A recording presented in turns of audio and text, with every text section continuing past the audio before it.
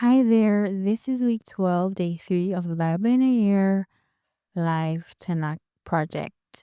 Today we'll be reading Judges 8 to 9 and we'll continue reading from the New Living Translation version.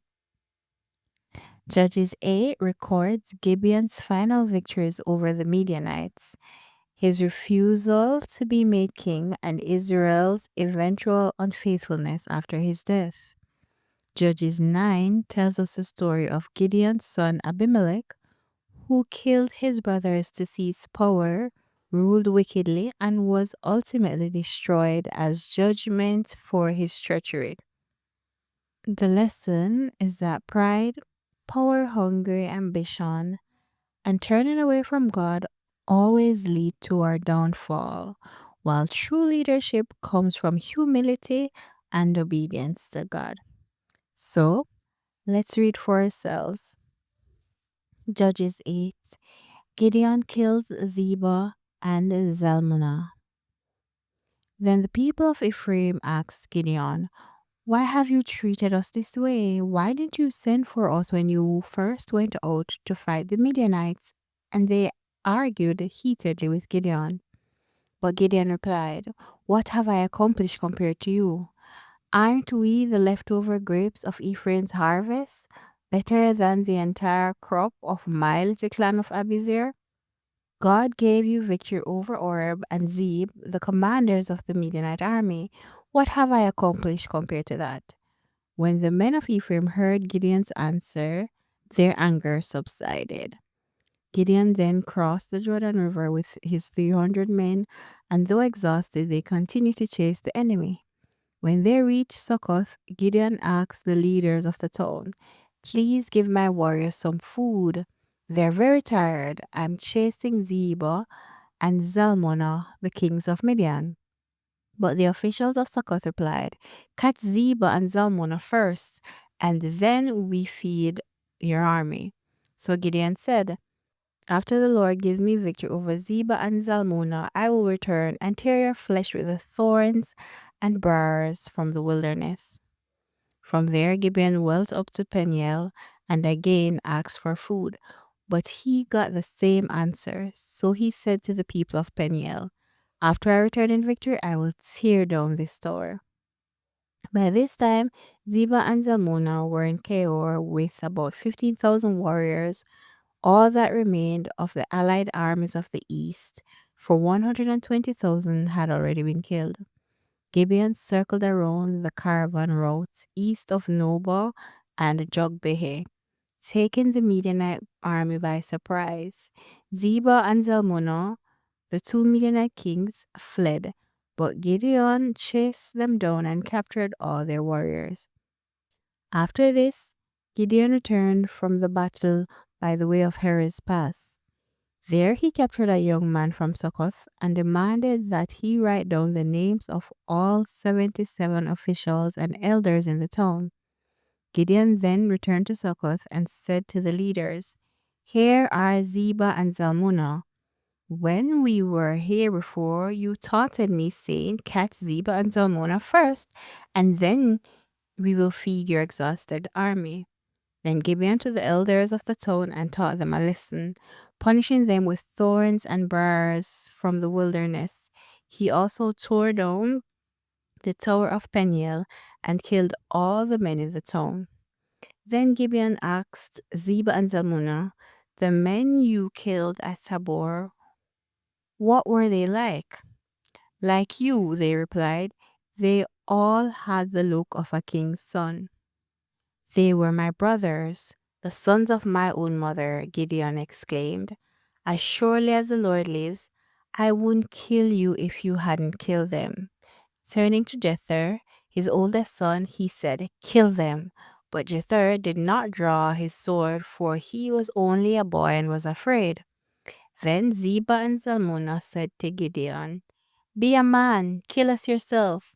So Gideon killed them both and took the royal ornaments from their neck of the camels, Gideon's sacred ephod. Then the Israelites said to Gideon, "Be our ruler. You and your son and your grandson will be our rulers, for you have rescued us from the Midians." But Gideon replied, I will not rule over you, nor will my son. The Lord will rule over you. However, I do have one request, that each of you give me an earring from the plunder you collected from your fallen enemies. The enemies being Ishmaelites, all wore gold earrings. Gladly, they replied. They spread out a cloak, and each one threw in a gold earring he had gathered from the plunder. The weight of the gold earrings was 43 pounds, not including the royal ornaments and pendants, the purple clothing worn by the kings of Midian, or the chains around the necks of their camels. Gideon made a sacred ephod from the gold and put it in Ophrah, his hometown. But soon all the Israelites prostituted themselves by worshipping it, and it became a trap for Gideon and his family. That is the story of how the people of Israel defeated Midian, which never recovered. Throughout the rest of Gideon's lifetime, about 40 years, there was a peace in the land. Then Gideon, son of Joash, returned home. He had 70 sons born to him, for he had many wives. He also had a concubine in Shechem, who gave birth to a son whom he named Abimelech.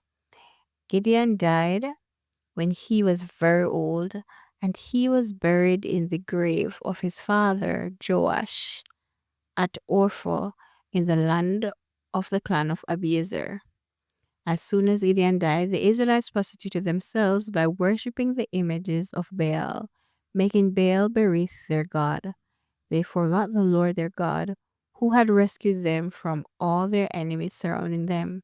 Nor did they show any loyalty to the family of Jerubbaal, that is, Gideon, despite all the good he had done for Israel. Judges 9. Abimelech rules over Shechem. One day, Gideon's son Abimelech went to Shechem to visit his uncles, his mother's brothers. He said to them and to the rest of his mother's family, Ask the leading citizens of Shechem whether they want to be ruled by all 70 of Gideon's sons or by one man, and remember that I am your own flesh and blood.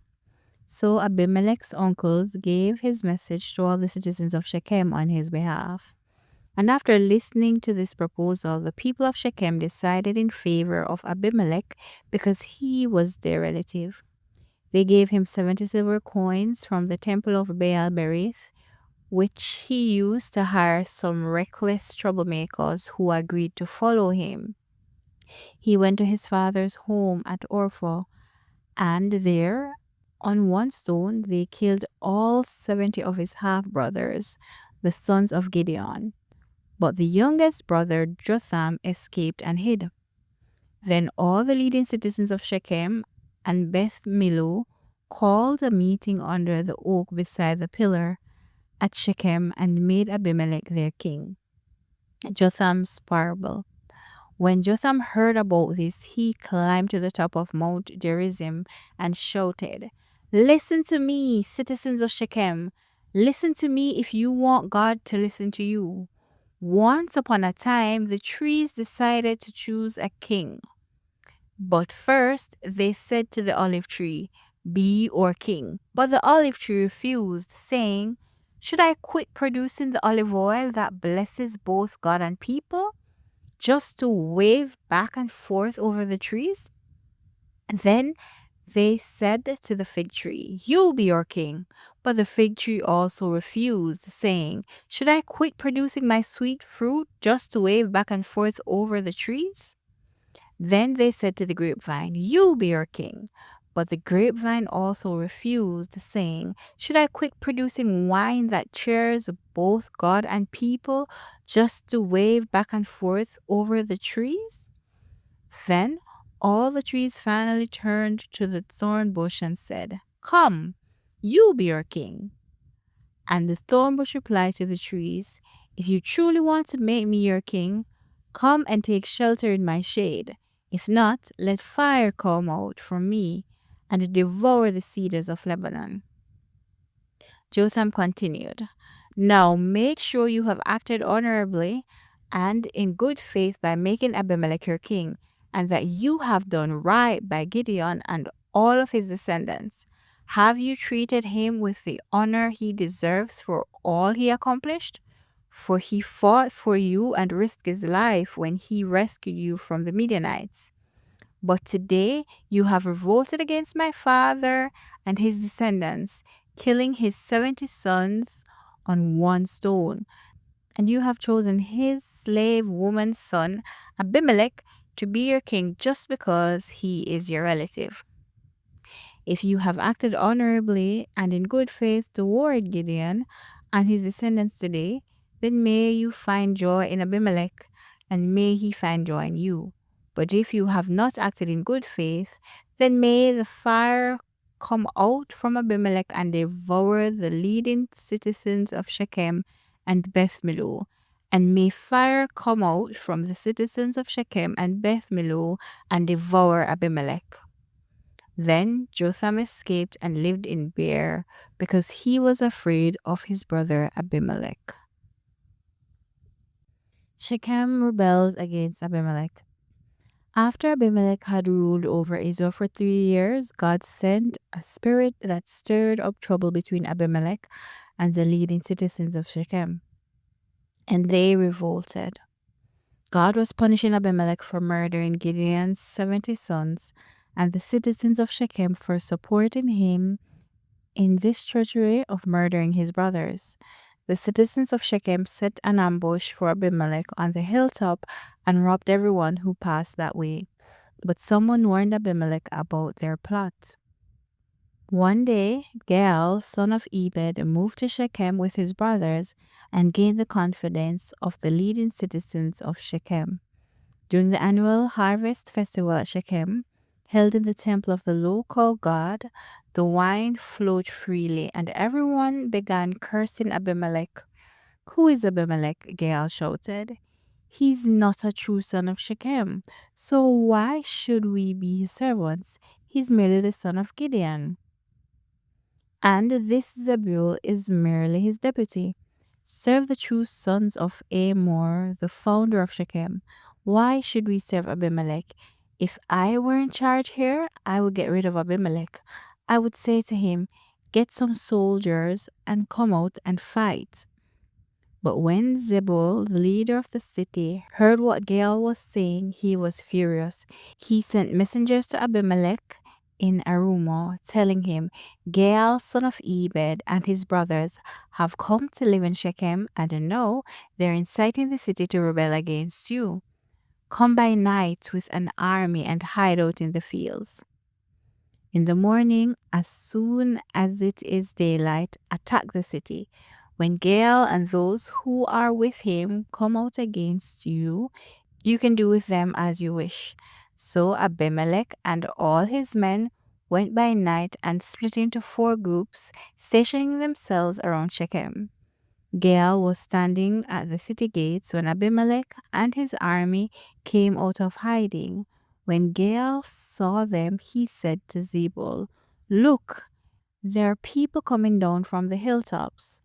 Zebul replied, "It's just the shadows on the hills that look like men." But again, Gaal said, "No, people are coming down from the hills, and another group is coming down the road past the diviner's oak." Then Zebul turned on him and asked, "No, where is that big mouth of yours? Wasn't it you that said, 'Who is Abimelech, and why should we be his servants?' The men you mocked are right outside the city. Go out and fight them." So Gaal led the leading citizens of Shechem into battle against Abimelech. But Abimelech chased him, and many of Shechem's men were wounded and fell along the road as they retreated to the city gates. Abimelech returned to Arumah, and Zebul drove Gaal and his brothers out of Shechem. The next day, the people of Shechem went out into the fields to battle. When Abimelech heard about it, he divided his men into 3 groups and set an ambush in the fields. When Abimelech saw the people coming out of the city, he and his men jumped up from their holding places and attacked them. Abimelech and his group stormed the city gates to keep the men of Shechem from getting back in, while Abimelech's other 2 groups cut them down in the fields. The battle went on all day before Abimelech finally captured the city. He killed the people, leveled the city, and scattered salt all over the ground. When the leading citizens who lived in the Tower of Shechem heard what happened, they ran and hid in the temple of Baal-Berith. Someone reported to Abimelech that the citizens had gathered in the temple. So he led his forces to Mount Zalmon. He took an axe and choppers and some branches from a tree, then put them on his shoulder. Quick, do as I have done, he said to his men. So each of them cut down some branches, following Abimelech's example. They piled the branches against the wall to the temple and set them on fire. So all the people who had lived in the Tower of Shechem died, about 1,000 men and women. Then Abimelech attacked the town of Thebez and captured it, but there was a stronger tower inside the town, and all the men and women, the entire population, fled to it. They barricaded themselves in and climbed up to the roof of the tower. Abimelech followed them to attack the tower, but as he prepared to set fire to the entrance, a woman on top of the roof dropped a millstone and landed on Abimelech's head and crushed his skull. He quickly said to his young armor-bearer, "Draw your sword and kill me. Don't let it be said that a woman killed Abimelech." So the young man ran him through with his sword, and he died. When Abimelech's men saw that he was dead, they disbanded and returned to their homes. In this way, God punished Abimelech for the evil he had done against his father by murdering his 70 brothers. God also punished the men of Shechem for all their evil. So the curse of Jotham, son of Gideon, was fulfilled. Amen. This is where we'll end our Tanakh reading for today. Be sure to join us tomorrow as we continue reading the book of Joshua.